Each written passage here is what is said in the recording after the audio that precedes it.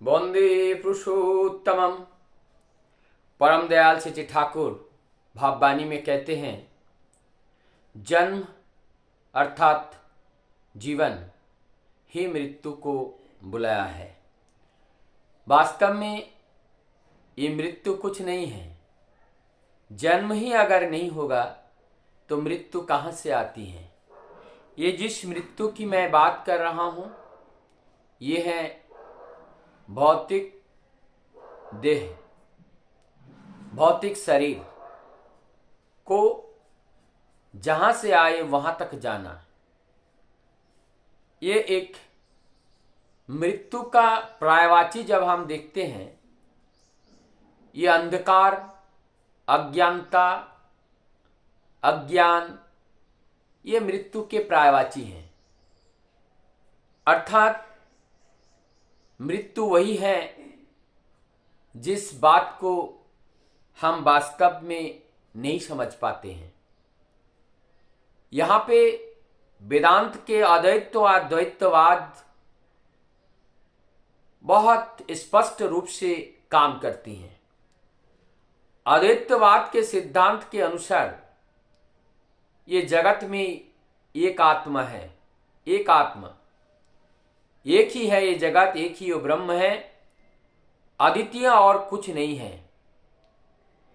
ये अद्वैतवाद में एकात्मवाद को इसलिए कहा गया कि हम किसी भ्रम में ना पड़े, हम किसी भ्रम में ना फंसे। क्यों? उन्होंने भौतिक जगत अर्थात माया जगत अर्थात ये जो झूठा जगत है, झूठा क्यों? क्योंकि ये नित्य नहीं है, ये स्थायी नहीं है, इसका नाश है, ये नाशवान है। इसलिए नाशवान को माया के रूप में, परोक्ष माया के रूप में या मिथ्या के रूप में इसको देखा जाता है।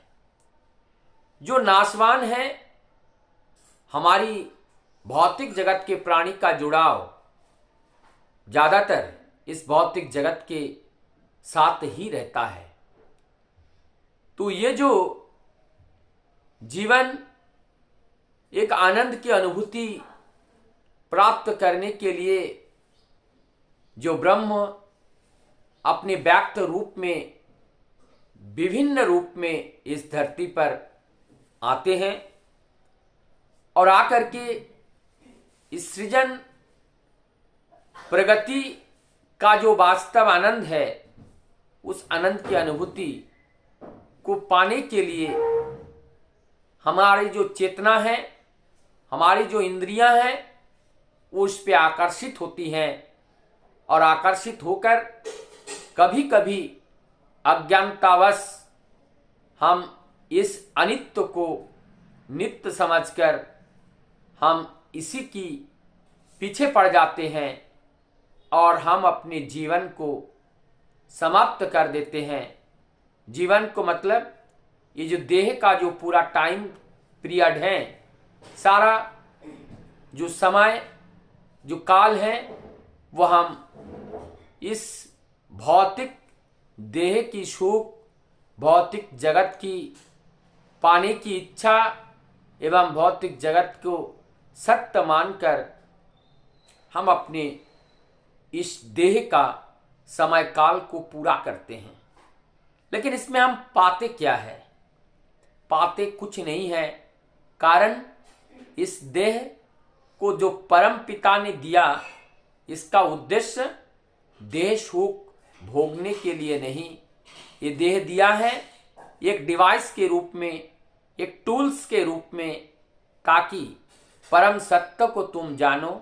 कैसे? परम सत्य को जानने का जो एक मशीन है, वो हमारी इस देह के माध्यम से ही उस परम सत्य की अनुभूति किया जा सकता है। परम सत्य जो है वो अव्यक्त है, लेकिन इस देह में व्यक्त होकर इस देह में व्यक्त हो जाती हैं।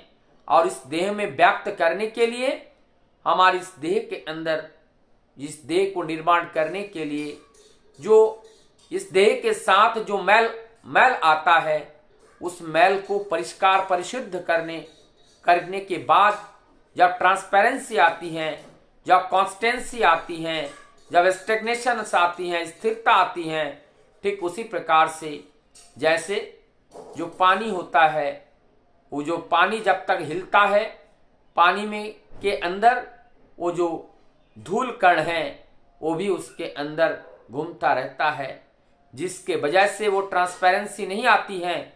और वो ट्रांसपेरेंसी ना आने से जो पानी के तल पर पड़े हुए कोई भी वस्तु को दिखाई नहीं देता है। ठीक इसी प्रकार से जब तक हमारी मन की चंचलता रहती है तब तक हम आत्मदर्शन नहीं कर सकते हैं। वो हमारी आत्म दर्शन अर्थात सत्य का दर्शन, सत्य का ज्ञान वो हमें करने नहीं देते हैं, वो बाधा उत्पन्न करते हैं। इसीलिए उसको स्थिर करना पड़ेगा।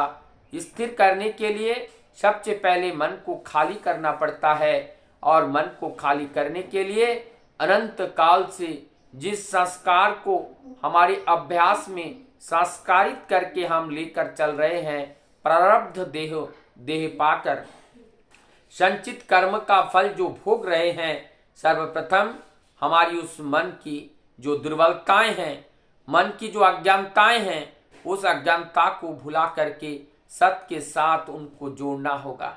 अज्ञानता को भुलाकर अर्थात वो कौन करेगा? वो हमारी चेतना करेगी, हमारी बुद्धि करेगी, हमारी विवेक करेगी।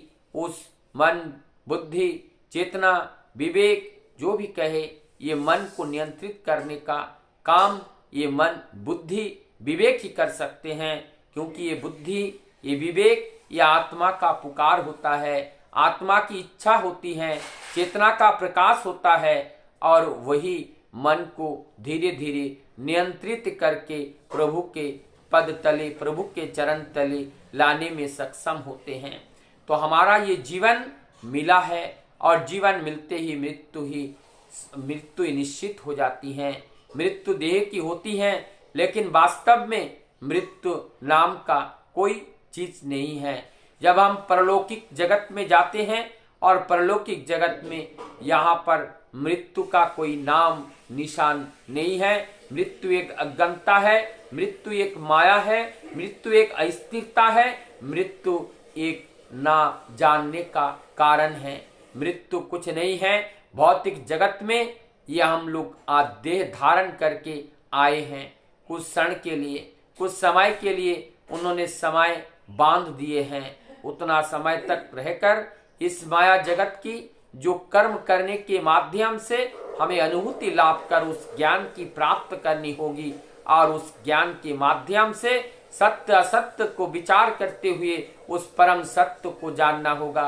और जब हम उस परम सत्य को जान जाएंगे तो हमारी जो प्रवृत्तियां हैं वो निवृत्ति की ओर चली जाती हैं, और जब निवृत्ति की ओर जाती हैं तो वहां पे हमारे मन वो कैवल्यता की ओर प्रवेश करती हैं, और कैवल्यता की प्रवेश करते हुए धीरे धीरे वो समाधिस्थ होती हैं, और उस परम सत्य का अनुसरण करते हुए अपने जीवन, अपने देह को बिताने का प्रयास करती हैं। और जब परम सत्य को जान जाते हैं, व्यक्ति देह धारण करके इस धरती पर रहता है, लेकिन वो मुक्त व्यक्ति हैं।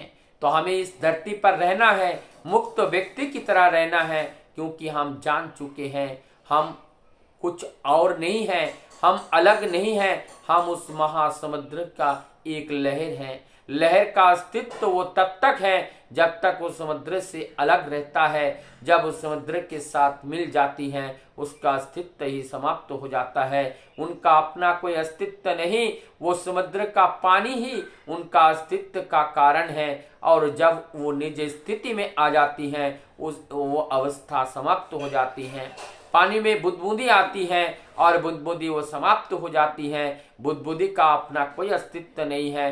वो जो परम सत्ता, परम समुद्र, परम जो स्थिति है, उस परम स्थिति के माध्यम का केवल मात्र छोटा सा एक बूंद है। क्षणिक समय के लिए वो आए थे, किसी भी कारणवश वो अपने कार्य को पूरा करके अपने गंतव्य तक पहुंच गए हैं। ठीक इसी प्रकार से हमारा जीवन भी वैसा ही है। हम बुदबुदे की तरह, हम लहर की तरह इस धरती पर आते हैं। अपने दायित्व, अपने कार्य को पूरा करके हमें फिर उस गंतव्य तक पहुंचना है, उस महासागर में जा करके हमें मिलना है, क्योंकि इस जीव आत्मा का परमात्मा से मिलन यही जीवन का वास्तविक उद्देश्य है। तो मृत्यु क्या जाना हम लोगों ने?